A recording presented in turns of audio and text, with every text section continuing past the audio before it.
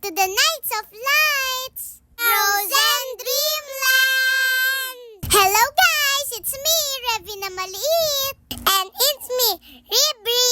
Sinurprise pa namin si ate! Pagka-uwi ko po galing school, wala po akong kaalam-alam na aalis po kami. Kung alam ko lang po, nagmadali na ako. Hinihintay na po pala nila ako. Kaya po yan, si Rib nakabihis na. Ako po, naligo po ulit kasi init na init po ako. Pagkabihis ko po, bumiyahe na rin po kami. Tapos po, nakatulog po ako sa biyahe. Ginigising po ako dyan ni Ate Ashley kasi nandito na po kami sa pupuntahan namin. Baby! Baby, ito tayo, be. Kilala niyo na po si Ate Ashley, diba guys? May video po kami ng first day of school po niya. Ayan po guys, pagkababa ko po ng sasakyan ay medyo antok-antok pa po ako. Nilaloko pa nga po ako ng tita ko kasi ang laki ng tiyan ko.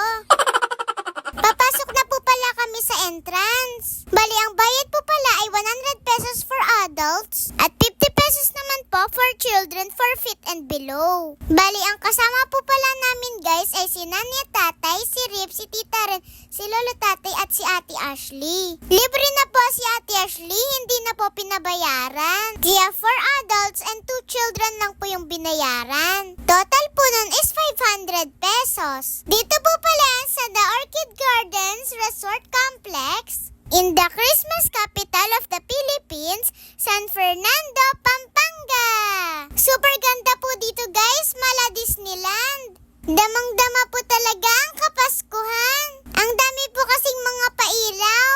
Eto po guys, ang una po naming pinuntahan ay si Kuromi at si My Melody. Nung una po, si Rib natatakot pa. Pero na-overcome niya po kasi gustong-gusto niya po talaga si My Melody. O, diba? Ang cute. Kinikwento pa nga po sa amin ni Rib na sabi daw po ni My Melody, ang ganda daw po niya. O, diba? Nagchikahan pa po sila ng mascot. Dito nga lang po kami nagpa-picture ng buo po kami. At ayan po si Rib, solo niya po kay My Melody. When Rib meets My Melody. Wow! Sobrang cute po nila, terno po sila. Para po silang magnanay. And eto naman po ako, outfit check. Wow! Yeah, boy! Ganda yarn. Maaga-aga pa po pala, mga 6 p.m. pa lang po niyan. Kaya makikita niyo po, wala pa pong ganong tao. Pero mamaya po guys, makikita niyo po, mamaya maraming tao niyan. May nagtitinda po palang cotton candy, kaya po yan nagpabili po si Rib. Tapos ako po, tinanong po ako ni nanay kung anong gusto ko. Ayoko po ng cotton candy, kaya sabi ko po, popcorn na lang. Kaya dito po ako bumili sa may kabila. May tig 100 pesos at tig 50 pesos na popcorn. Pero yung pinili ko po, yung tig 50 pesos lang po kasi baka hindi ko po maubos yung malaki. Eto na po guys, yung popcorn ko. Hindi ko po alam kung ano po yung sinasabi ko dyan kay nanay. Tapos eto po, si Rib ginagawa na po yung cotton candy niya.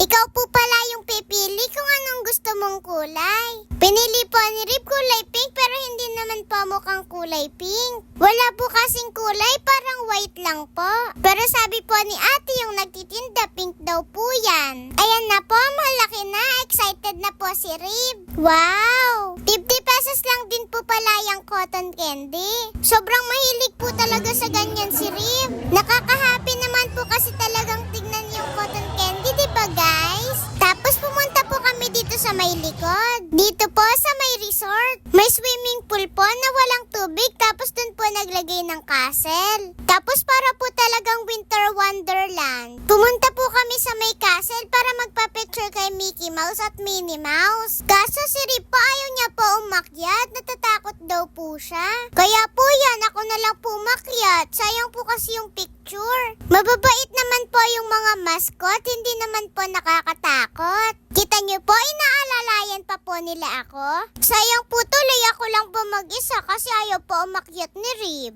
Ang cute nga po nila Mickey Mouse at Minnie Mouse. Saglit lang naman po, tapos po bumaba na rin po ako. Thank you po pala kay kuya na naghawak at nag-alalay sa akin. Tapos po, dito na lang po kami nagpicture ni Rib sa baba. After po nun, pumunta na po kami kila tatay. Nasa harap po kasi sila ng mga food stalls at nakaupo. Nagpika-pika muna po kami dito habang hinihintay po namin ang grand parade at firework display. Meron po kasing ganun ngayon pero last year po wala. Kaya po siguro nagtaas yung entrance. Kasi po diba mahal din po yung mga fireworks? Yes! Tapos Sanrio characters naman po yung nagpa-perform ngayon. Si Hello Kitty, My Melody at Kuromi. Pagkatapos po nila sumayaw, pwede na po ulit magpa-picture. Kasi ayaw na po namin pumunta doon kasi nagpa-picture na po kami kay Kuromi at My Melody. Kaya po yan, enjoy na lang po kami dito on the side. Ang kapatid ko po ngayon wala pong ginawa kundi magtatalon. Epekto po siguro yan ng cotton candy. Pero sa totoo lang po, enjoy po talaga dito. Kita nyo naman po sa may background po namin, kala nyo naman po may snow. Kaso lang po, iba po yung mararamdaman nyo kapag nandito. Imbis na ginawin ay pagpapawisan po kayo. Kaya advice ko lang po sa mga pupunta dito, magdala po kayo ng extra towel. Sobrang init po kasi.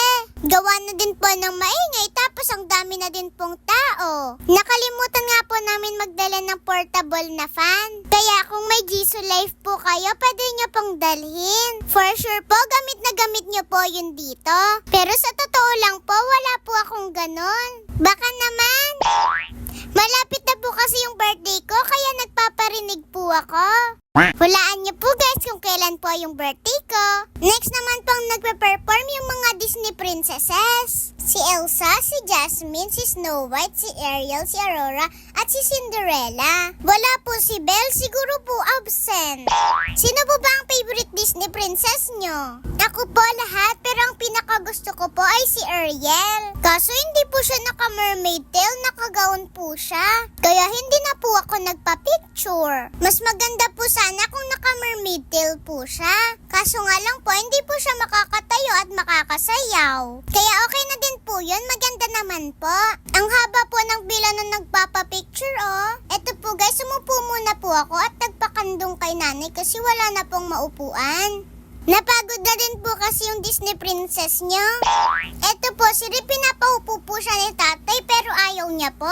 Pero pumayag naman din po siya kasi maya-maya pa naman po yung fireworks. Sabi po ni nanay, umupo muna po kami saglit kasi po mamaya tatayo na naman. Eto po pala guys, ang nanay at tatay ko. Sa mga naghahanap po sa kanila, nandito lang po sila kasama namin. May nagtatanong po kasi sa kanila, kala po nila wala na daw po kaming magulang ni Rip. Samantalang lagi naman po namin sila kasama sa mga videos po namin. Siguro po guys, yung mga nagtatanong mema lang. Sa wakas po guys, pinayagan na rin po kami ni nanay bumaba dito sa may snow. Sa may bula po pala. Nung una po kasi ayaw niya po pumayag, mababasa daw po kami. Wala po kasi kaming baon na damit. Pero sabi po ni Tita Len, payagan daw po kami kahit saglit lang. Kaya po yun, pumayag din po si nanay. Pero sabi po ni nanay, wag po kami papasok sa pinakaloob. Dito lang po kami sa may labas para hindi po kami mapuno ng bula. Hi, sobrang enjoy po talaga dyan guys. Dito po talaga kami pinaka nag-enjoy ni Rip. Binibiro na naman po nga ako dyan ni nanay. Kasi ako daw po yung pinakamatandang naglalaro. Okay lang naman po guys kasi hindi naman po halata. Malay-malay po ba nila na 10 years old na po ako? Pero may nakakilala po pala sa akin dyan. Tinuturo po niya ako sa mami niya na ako daw pinapanood niya. Shoutout po sa'yo, busy po kasi ako naglalaro sa may bula.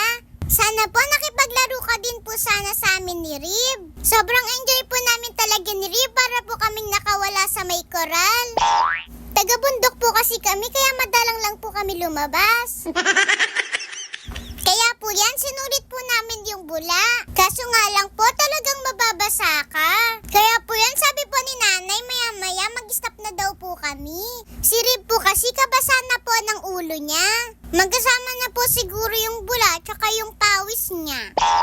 Nung mga bandang 7:30 na po ay pumunta na po kami ulit sa may harapan. 8 PM po kasi mag-i-start yung grand parade. Kaya po eto, dumadagsa na po yung mga tao.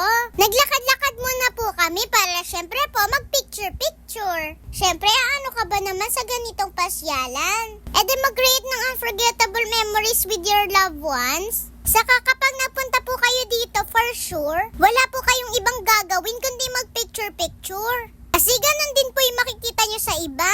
Hala, sige, mag-picture lang ng mag-picture hanggang sa ma-memory full. Ayan po, and experience din po namin dito sa may pabubbles. Dalawa na po kami ni Rip kasi kasya naman po kami. Thank you po pala kay Kuya na nagbubbles po sa amin. Tapos po, inalis na din po kami ni Tatay. And then sa iba naman po kami umikot. Maluwag naman din po dito guys at marami din pong maiikutan. At kada lakad mo ay siguradong mapapapicture ka. Marami din po silang binago sa ayos dito. Kumpara po sa dati. Hindi po ba halata na suki po kami dito? Simula po kasi nagkaroon ng ganito taon-taon na po ay nagpupunta na po kami dito. Kaya kung gusto nyo po ma-experience dito, pumunta na po kayo. Melt Enchanting Princesses, Heroes and Characters, Castles, True Winter Wonderland, complete with snow. Dito lang po yan sa Christmas capital of the Philippines, San Fernando City, Pampanga. Medyo napagod po kami kakalakad kaya nagpabili po kami ng ice cream kay Tatay. Ice cream yummy, ice cream good. Perfect din po ito kasi ang init po talaga. Iniisip nga po namin kung kami naiinitan. Paano pa po kaya yung nasa loob ng mascot? Sigurado po sila naliligo sa sariling pawis. Grabing init po kasi talaga. Kaya saludo po ako sa mga nakasuot ng mascot. Nakikita po namin yung iba lumalakad, init na init po talaga sila. Ayun pa nga po si Kuromi at si May Melody oh. At eto po, waiting na po kami sa Grand Parade. By the way po guys, nag-live po pala si Nanay dyan. Kaso dinilit niya na po kasi na-mute na po yung audio. Alam niyo na po para iwas violation po. Salamat po pala sa mga nanood ng live. Sensya na po na hindi ko po kayo ma-shoutout kasi sobrang ingay din po nun. Saka busy po ako nanonood. Sakto lang po natapos yung Grand Parade at fireworks display. Bigla pong umambon. Kaya po yan, dire-diretso po kami sumakay ng sasakyan at pumunta po kami dito sa may Ningnangan. Dito po pala yan sa may Guagua, Pampanga. At eto po si Rib, hanggang dito magulo po talaga. May nakita po kasi siyang tindahan ng laruan. Pero sabi po ni Nanay, no. Kaya po yan, balik po kami sa may table namin. Nandito po si Lolo Tati at si Ate Ashley. At ang umorder naman ng food ay si Tatay at si Tita Ren. At unti-unti na nga po dumadating ang mga order namin. Thank you po Lord sa lahat ng blessings na aming tinatanggap. Tara po guys, kain na po tayo. Sabi po ni Rib kay Tita Ren, kapag naubos po niya yung rice niya, bili daw po siya ng toys ni Tita Ren. Magaling po talaga yung strategy ng kapatid ko. Kaso nga lang po guys, nung ibibili na po siya ng laruan ay sarado na. Yun lang. Pero ang ending po pala guys, alam niyo po ba, nagpa-order po siya sa TikTok shop. Muntik na po kasi siyang umiyak sa pagkadismaya. Naubos nga naman po niya kasi yung food niya. Tapos bilang nagsarembilihan ng toys, eh kanina lang bukas pa. Katapos po namin kumain guys, ay umuwi na din po kami. Yun lang po guys, medyo mahaba na po pala ito. Ilang araw na din po kasi kaming walang upload. Kaya po yan, salamat po sa panonood. Mag-iingat po tayo palagi. I love you po, God bless. Ako po ulit si Ravi.